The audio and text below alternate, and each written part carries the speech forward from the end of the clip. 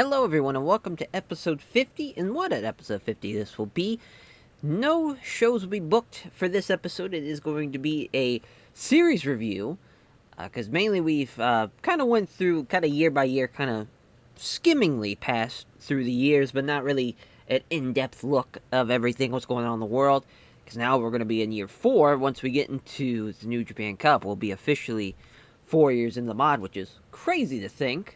Did not think to save as far as it doesn't seem like it's been that long. It's weird. It doesn't seem like we've been in it for 4 years, but we have. But yeah, obviously money wise, we're doing pretty well. Obviously, we just sold out the National Stadium for Wrestle Kingdom, so that's 80,000 paid tickets. That's pretty nice for us. And we got the Fantastica Mania tour going on in the next episode, which is going to be in Mexico for the first time. So that's going to be fun as far as running a Mexican tour.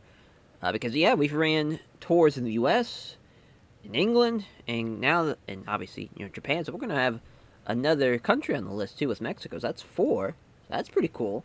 But as far as kind of what's going on with New Japan and in the world right now, we'll probably look at the awards first, which are going to be kind of weird because we have to go through this. But Randy Orton was the wrestler of the year, which is just fucking hilarious as far as, yeah, obviously, yeah, he's the Universal Champion right now, as he just, retained against Cena and Samoa Joe to kick off the SmackDown of the year, as far as for SmackDown 2023. But yeah, he had a match with Ricochet that was 100 on SmackDown. Just great. That's as far as had a lot of great matches here, obviously, but it's kind of crazy that as far as I'm seeing the WrestleMania match, what a 4-way as far as Cena, Orton, Taker, and Edge. It's about 10 years too late on that match, but that's all right. Nonetheless, and then another multi-man match is in the Hell in a Cell. I'm assuming that's going to be in the Cell. It's Kofi Kingston beating Owens and Orton. So he must have dropped the belt there. Or no, he dropped the belt.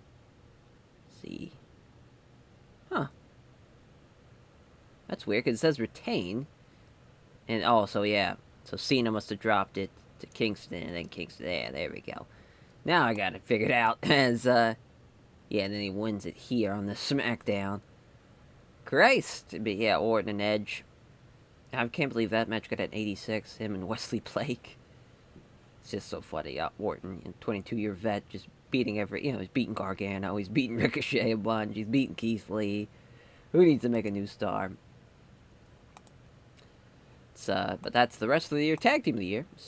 New Day, Big E and Kofi. Or Big E and Xavier Woods, rather. Jesus, I had Kofi Kingston on the mind. As far as, oh yeah, you can't click on a dual gimmick. But Dragon Bane is the young wrestler of the year, which makes sense. I've been thinking about signing Dragon Bane for a while now. He's been doing fairly fucking well for himself in AAA. And also, he's been booked okay-ish in Noah. As far as seeing his popularity, looks like it's increased a little bit since the last time I've seen it.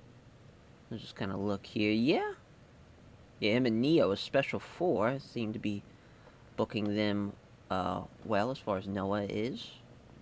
So that's cool. Yeah, he's getting a lot of singles wins. Just kind of look here and see. Yeah, he's 26-24, so close to 50-50. That's not bad at all, but definitely as of late, it seems like he's been getting a lot more wins. So he's not going to have a huge year. Still only 23. It's nuts. Absolutely nuts. The Veteran of the Year was John Cena, which he's won it every year in the mod so far. Female Wrestler of the Year, Sasha Banks. She beats, as far as she stops the Becky Lynch streak, 4 years in a row. That's nice. So let's see what's going on. She doesn't have any belts or anything. Let's see what title history, what's it looking like. Yeah, she was champion as far as at the beginning of 2022, and that's the last reign she's had. So she hasn't had a belt in over a year, close to now. Officially, it'll be a year in a couple of weeks. That's kind of wild. Huh. She must have had just really good matches, I'm assuming. Yeah, there's a Bailey match that gets an 89. Yeah, it looks like her and Ronda got a 93. And nothing. Kept a couple of DQs, and finally a clean finish gets to 93. Huh. Yeah, if yeah, it looks like there's a DQ in a title match, a tag match gets an 86. Yeah, just I'm kind of surprised, but I'm assuming just because honestly, it seemed like it'd probably be like Ronda, the way those ratings were looking. Pac somehow's the independent wrestler of the year, even though he's a part of New Japan. I guess because he's not on an exclusive deal. That's fun. So shout out Pac. We won the company of the year. How about that? That's cool. How about that? Take that, WWE. Most improved is DTU, which, as far as the first luchador, or the first luchador, first lucha libre promotion to win the award in the mod. So that's fun. DTU doing well. Yeah, that 100 rating that we kind of saw with the when we were looking at Orton's match history is what was the match of the year. Hey, we had the card of the year, Dominion, the 96. So far, that's been the best rating in the entire mod. That's wild. How about that? Wow. Manager of the year is Vicky. Announcer was Excalibur. That's cool. Bull Nakano was the color commentator of the year, and then Brian Gorey was the referee of the year, which seems like keeps on trading back and forth. So that is the awards. As far as the just kind of looking to see how the promotions are going. Yeah, we're gonna get our asses kicked by WWE 9 times out of 10 because the only time we're gonna be in the U.S. is either during the obviously New Beginning tour, the beginning part where it's in the U.S., or it's gonna be, if we have a tremendous, which will never, WWE now is gonna be having, shows that are gonna be 90 plus for a long while. It's crazy. They're still only large. But, yeah, we're gonna be losing that battle 9 times out of 10. Not sure why I actually looked at the battles, but that's alright. We'll keep it rolling. Yeah, we'll look at the company wars. That's probably makes a little bit more sense to look at. As yeah, so we're number 2, at least in the entire world. WWE, of course, number 1. CMLL though, a 3rd. NXT, a 4. Dragon Gate, ahead of All Japan. That's cool. Look at Dragon Gate go. Has DDT right behind them. Then Big Japan. So it looks like Japan's doing very well for themselves. It's crazy. AEW's all the way down here at 11. Sendai Girls of Stardom. Stardom's still small. That's wild. So Sendai Girls is technically the best Joshi, or it's I guess maybe not the best, but the biggest Joshi promotion. AAA only at 13 is kind of wild too. Huh. Oh yeah, Drakkara's still going on. Boy, it's let's see, AEW rather. Wow.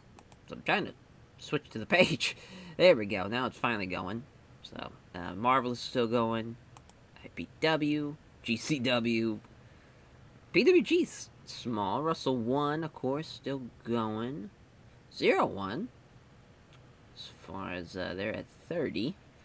It's crazy Noah's that small. What the hell happened? Did they drop down or were they just always... Yeah, it looks like they're slowly getting better. Huh. That's unfortunate. They did sign Jude London, though. But they're making a little bit of money, though, luckily. Hopefully they jump up. I mean, they got Dragon Bane. I know they signed Fale, which is hilarious. They got Yoshino. Which I don't know for how long. I don't know when Yoshino's going to retire in the mod. Obviously, he retires in real life. But that's why. He's still working Dragon Gate, too. So that's interesting. Shuji Kawa, though, part of Noah. That's fun. Machizuki, of course. Yoshitatu. Jake Lee. I'm curious to see what their champions are looking like.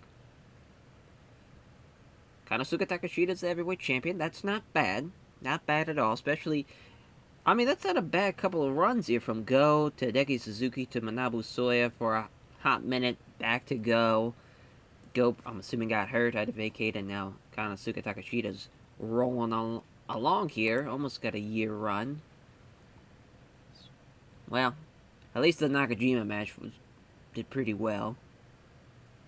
What a interesting four-way with Yohei and there, Minoru Tanaka. I don't like the Minoru Tanaka's had a lot of heavyweight title matches.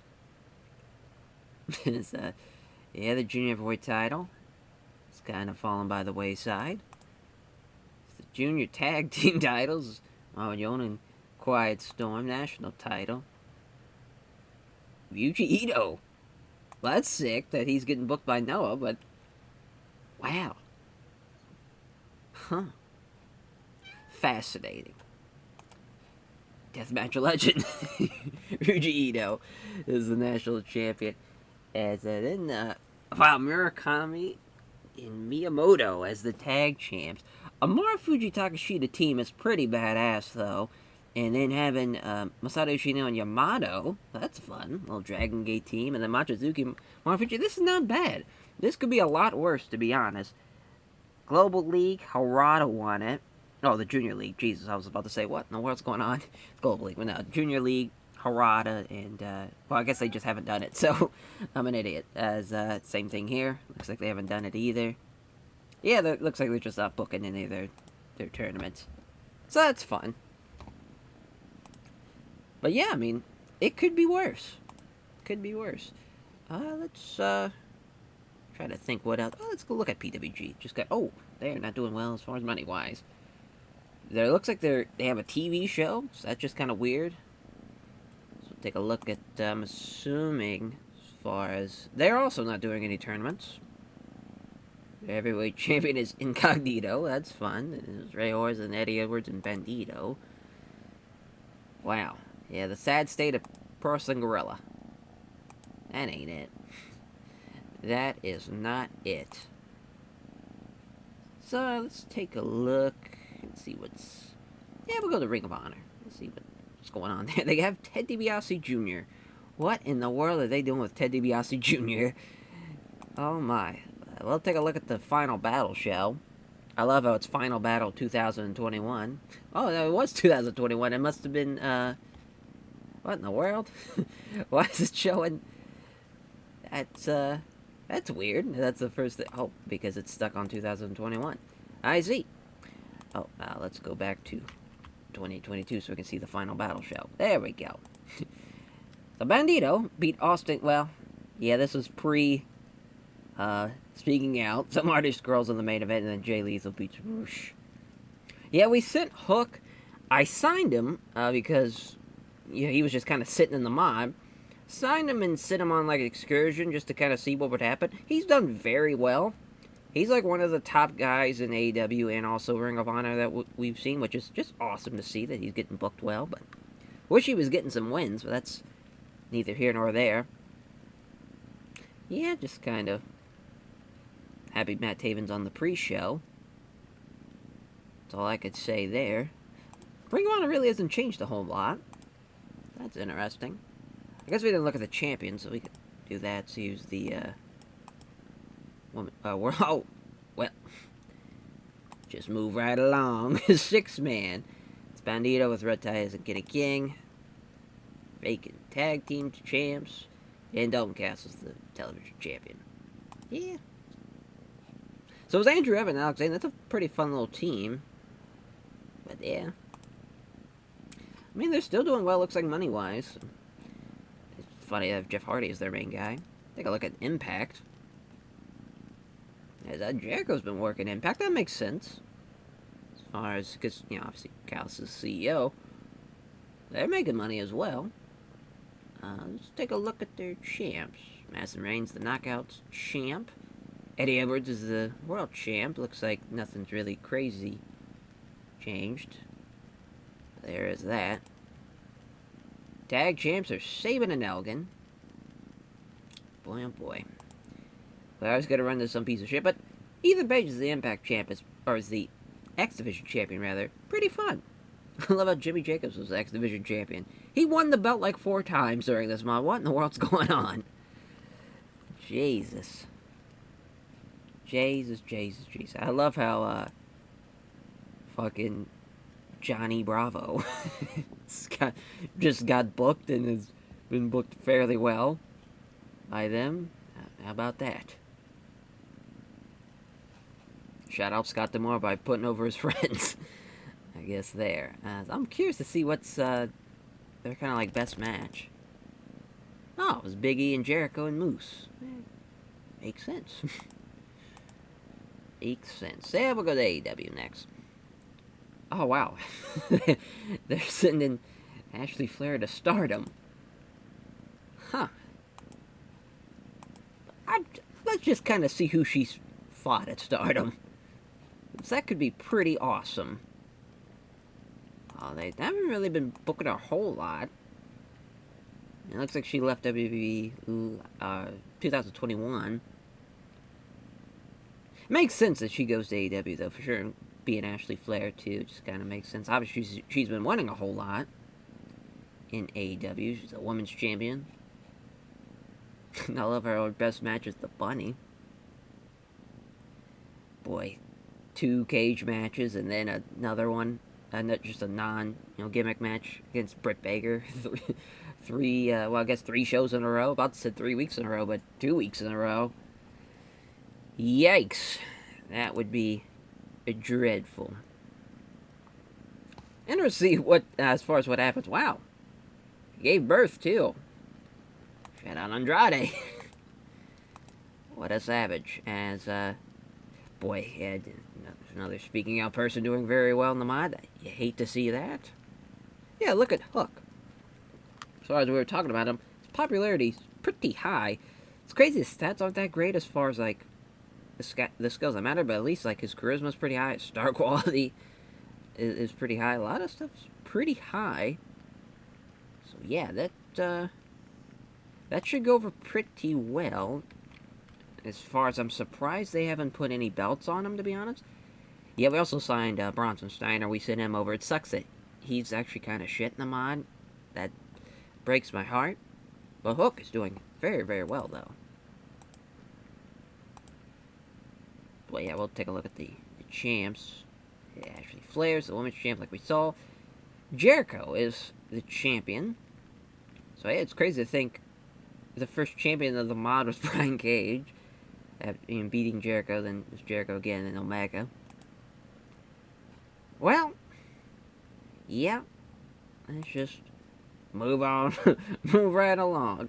Yeah, Dynamite, I remember they, as far as I think that went off the air relatively early in the mod. I think it was like 2021, yeah. Went off the air, and then they had the main event. And it's been that ever since. I'm assuming their best match was like... Wow, that's crazy. They haven't even had an event over 80. Yeah, they've had some good matches, though. It was kind of... Yeah, this match makes sense. That's the best match. Now that, as far as... I think everybody in that match is gone from that company besides Omega. But yeah, Kenny, obviously, gonna be the workhorse. Again. The guys involved in that match, it makes fucking sense. But yeah, they just kind of... A lot of bad things happened to them, as far as them letting go Pac, the Bucks, Cody, which little do we know how, and maybe they knew what we didn't know. Like, man, CM Punk's going to come back and it's going to ruin everything. Them having Bobby Lashley's cool. I wonder what he's doing, though. I think he left... Oh, wow, I thought he left... Oh, he did. He's only been in the company for... Wow, it's crazy. He was doing nothing for a couple of months. Guess you have your non-compete clause. You gotta wait your 90 days. I've already just been squashing Shima, looks like. Yeah, they loaned over, as far as they wanted Zack Sabre Jr. to lose to him at Fight for the Fallen. That's fun. Yeah, them having BJ Whitmer as well. Strange. Yeah. That is AEW in the mod. Frankie Kazarian's left, too. Christ. Yeah, but look at All Japan next. Oh, yeah, they have, the Otanga. That's fun. It's crazy they're meeting him again. They're making money. See how they're doing. Wow, they've had better shows than AEW. Assuming that's Kenta Miyahara matches. Yep. Yep. Makes sense. Yeah, makes sense that Kenta Miyahara, Shuji Ishikawa, and a Kenta Miyahara Jake Lee match would be in the top. Makes a whole lot of sense to me, assuming he might still even be the Triple Crown champ. Yep. It's the 5th reign. It makes sense that both him and Ishikawa trade the belts back and forth. Ita's the junior champ. Ricky Marvin getting a random run with the belts. Fun. Daichi Hashimoto got a run with the belt too. Suzumu Yokosuka. Not a bad junior division. Not bad at all. And then Black Tiger and Yuji Hino. Well, at least Yuji Hino's getting booked. Cody Rhodes is the All Asia Heavyweight Champ. Holy shit. Man, All Japan Cody Rhodes, I did not know I needed in my life. Christ. Yeah, again, nobody's just doing tournaments, I guess, huh? I'm assuming this mod just didn't schedule tournaments to be happening, so that's unfortunate. Not every mod is perfect. But, I do want to see, where's Cody at? Because he's working Dragon Gate and All Japan this whole time. Just so wild, yeah. Imagine Cody Rhodes and Dragon Gate. Kenta Miyahara's the Dragon Gate Open Dream Gate champion? What in the world is going on in Dragon Gate? I gotta look over here now. Yeah, I mean, Dragon Gate's got a pretty awesome roster here. Just by looking at it, they got... Maybe they have Nick somewhere, but they have one of the Bucks. They have, as far as Kenta Miyahara, Karistiko, Konosuke Takashita. You have your Dragon Gate guys and BB Hawk and Yamato, and Machizuki as well, and Urki Doi. You also have Tetsuya Endo. Go Shizaki's in here. Iida's here. They got Daga. Wow. So yeah, they only have one of the Bucks. Oh, Shun Scott. Oh, that's right. That's when we hired him when he walked out of Dragon Gate. That is correct. They've had some good matches from what I remember seeing. Maybe not. So just, Kenta Miyahara and Cody Rhodes. Who knew? Who knew I needed to see that? But yeah, Karistiko, top guy for Dragon Gate, which makes sense, but kind of weird also because we have him. We just don't have an exclusive deal.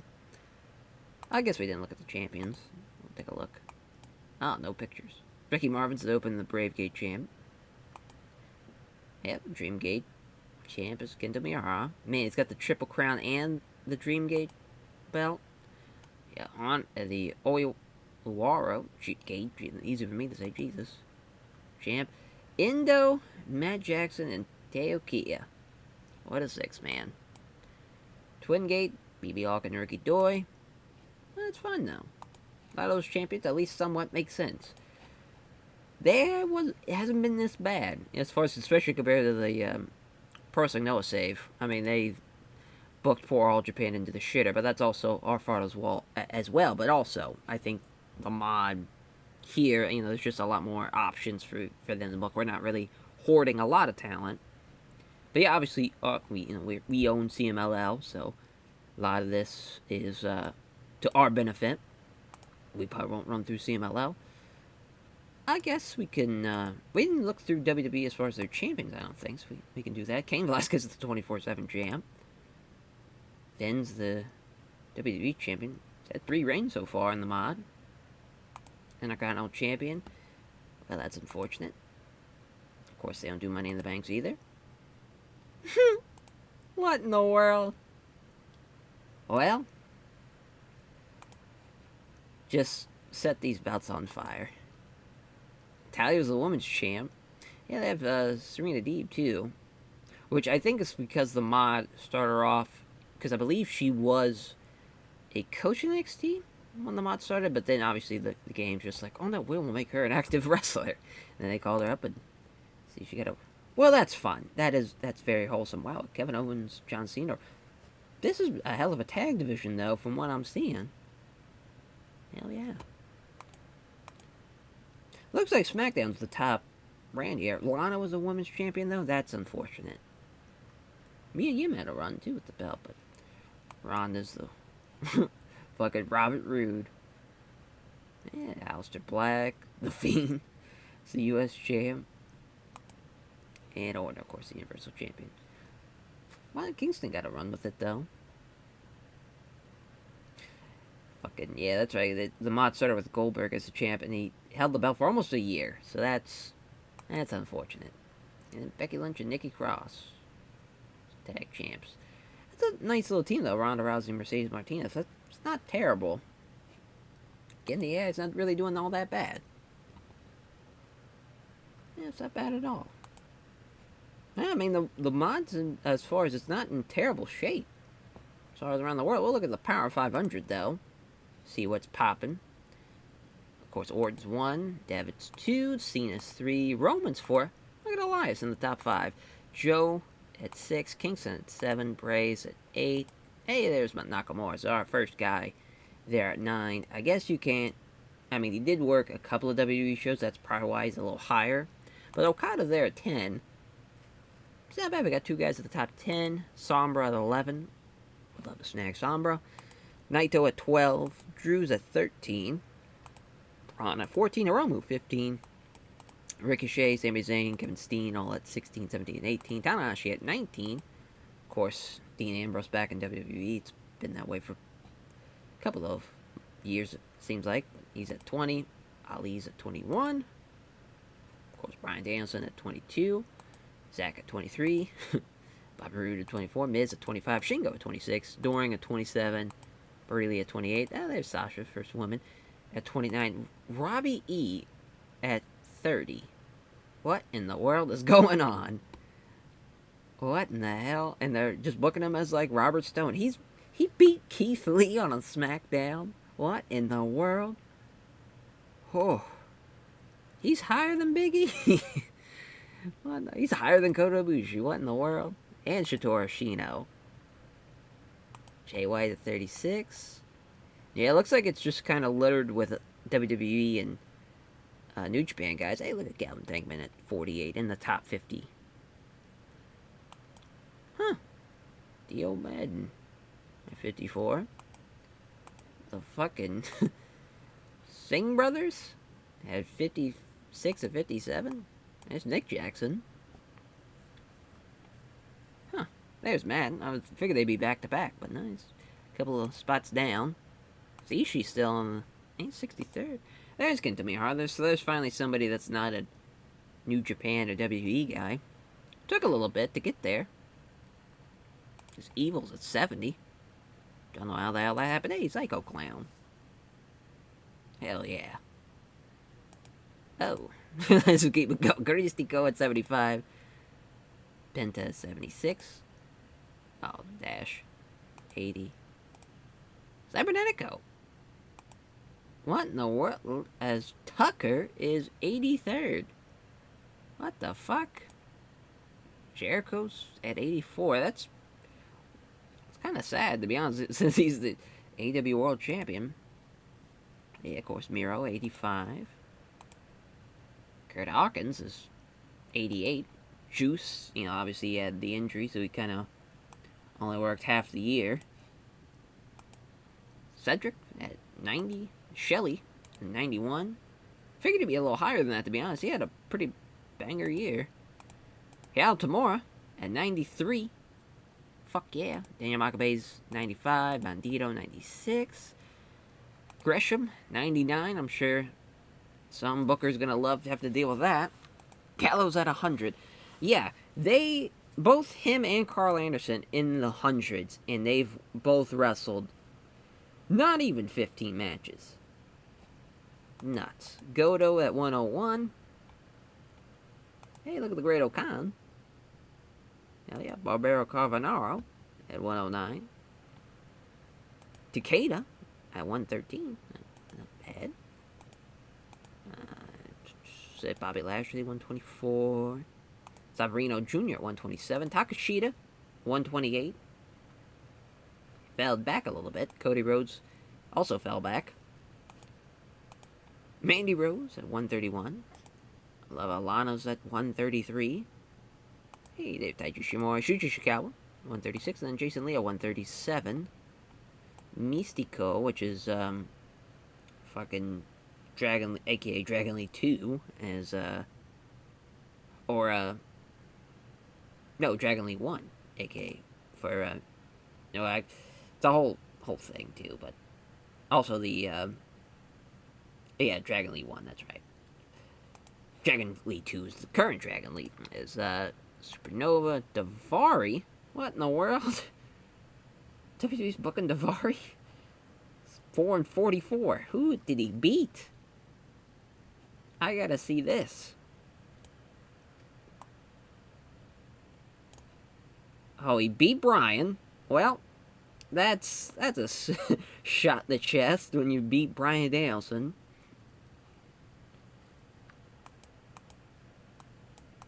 Who else did he beat? It must have been tag ones or something.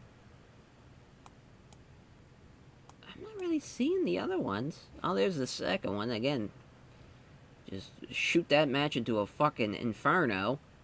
Besides Grand Metalik, we pull him out of there before we shoot it off into the abyss.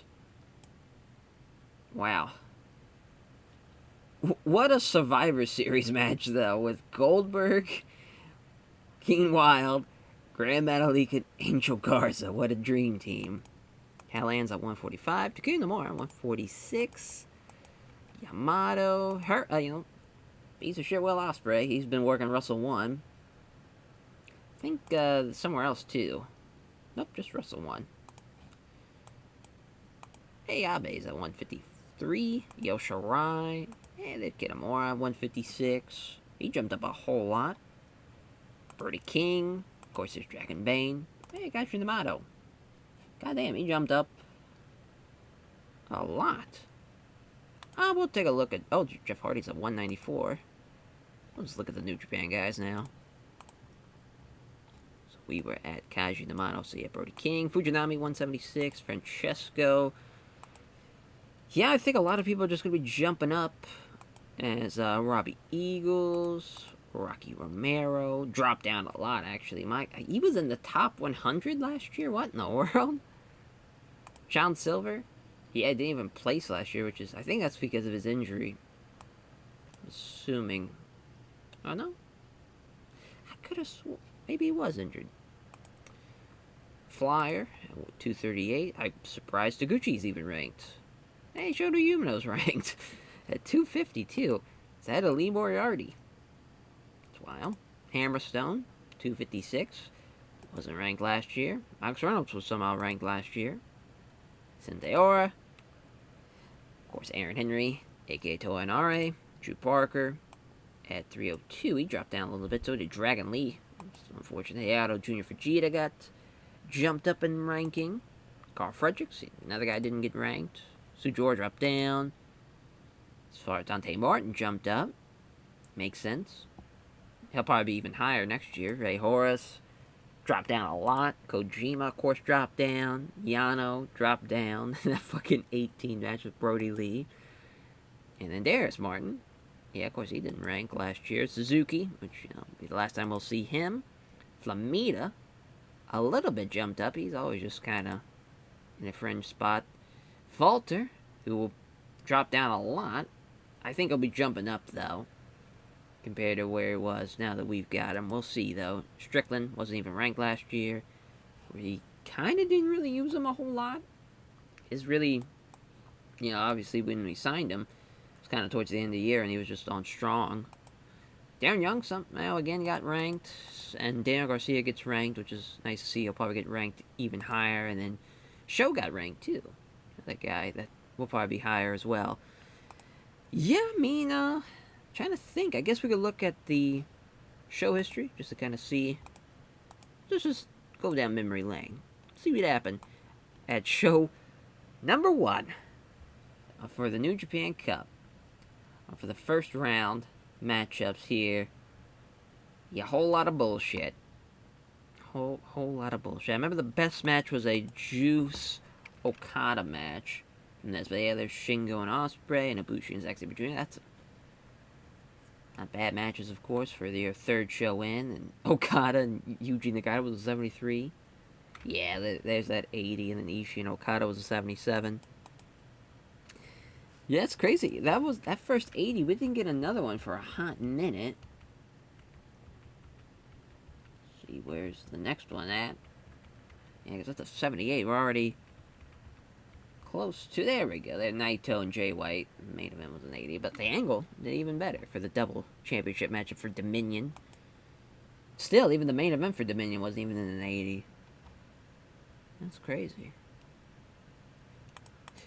Yeah, just for the best, somehow that, really the King of Pro Wrestling show, that's kind of when it was like, okay, we're here now. We're rocking and rolling. Because the G1, as far as afterwards, that basically that show, King of Pro Wrestling in August, was the catalyst for a lot of this. But also, that Dominion card wasn't bad at all. 2021, we have our first 90, Wrestling Utaku. Not a bad main event. And of course, our tag division carrying us. What a surprise. I just love the King of Pro Wrestling so much. It's probably one of my favorite things we did with this series, as far as making that a tournament that's throws in some gimmick matches in there, but it's also just, I think it's a great catalyst to have a fall tournament like that. It's kind of like how All Japan has the Royal Road, where it's an open weight tournament thing, where the winner gets a title shot. Kind of the same gimmick, but just a little bit crazier in some cases. Yeah, a couple of G1 matches. Yeah, and then 2022, of course, the Dominion show.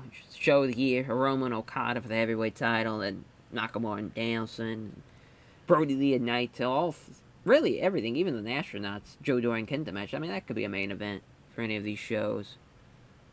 That Golden Ace Young Bucks match is very good as well. It's crazy, Royal Quest was on 94. Yeah, Nakamura and Zack Sabre Jr. Hell of a match, though, 99.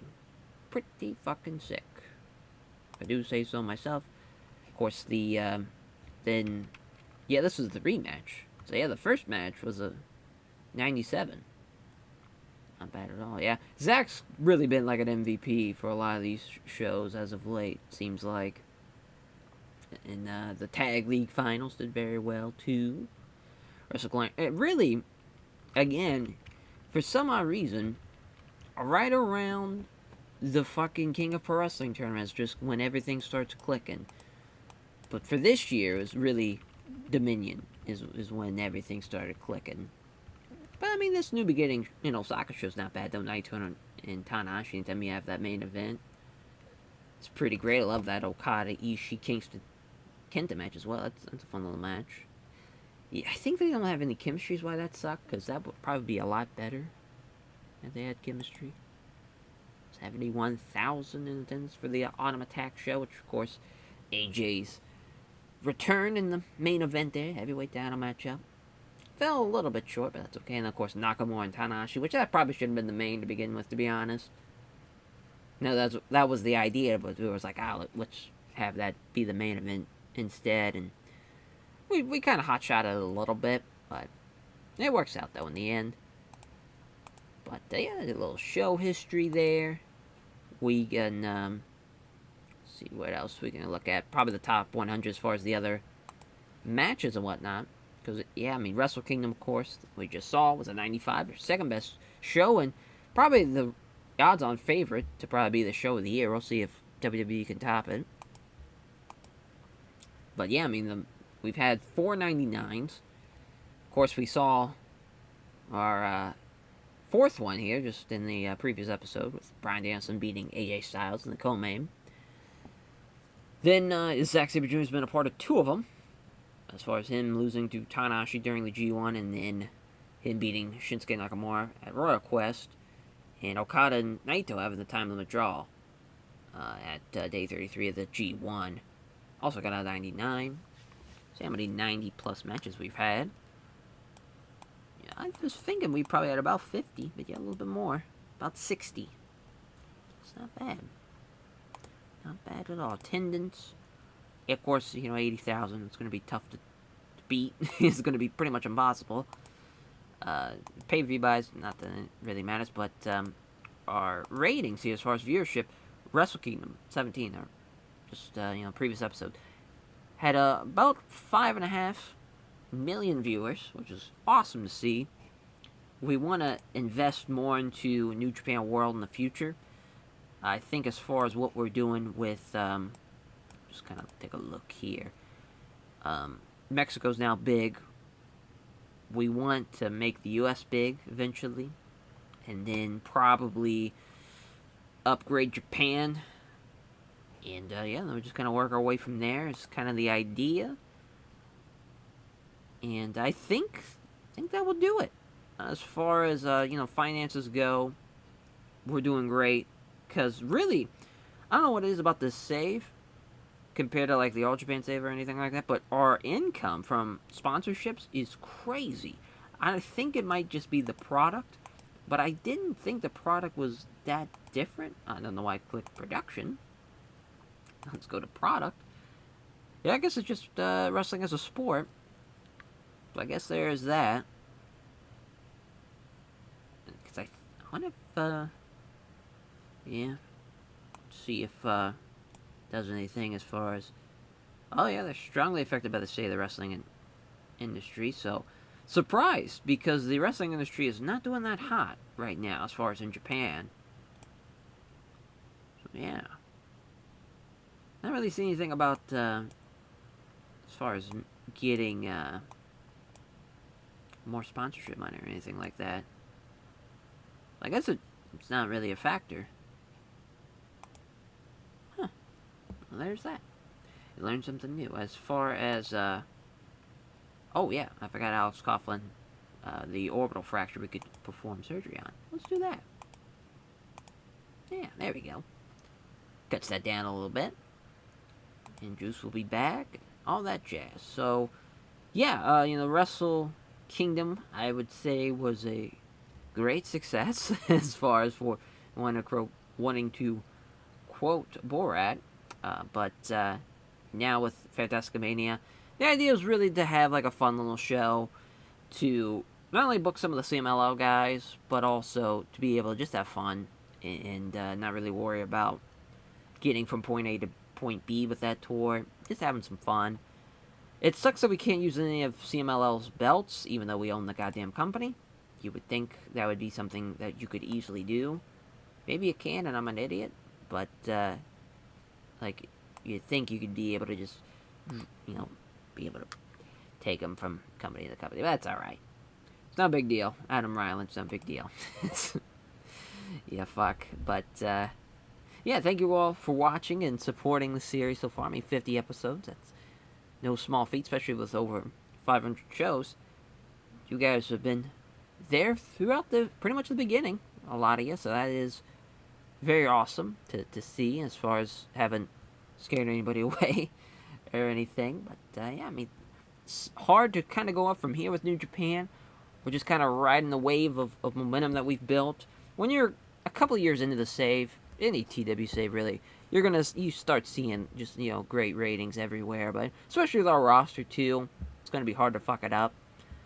But yeah, I mean, I think our champions right now are in a great spot, and everything's looking up for New Japan. So as far as what's next, as far as the big goal, really not sure. As far as I really don't have an end game or anything, just kind of enjoying it one tour at a time. And if whenever I get kind of burn out on it, that's probably when we'll end it, type of thing. So there is that's kind of the State of the Union address for this episode 50. Thank you all again, and we'll catch you guys next time. Take care, everyone.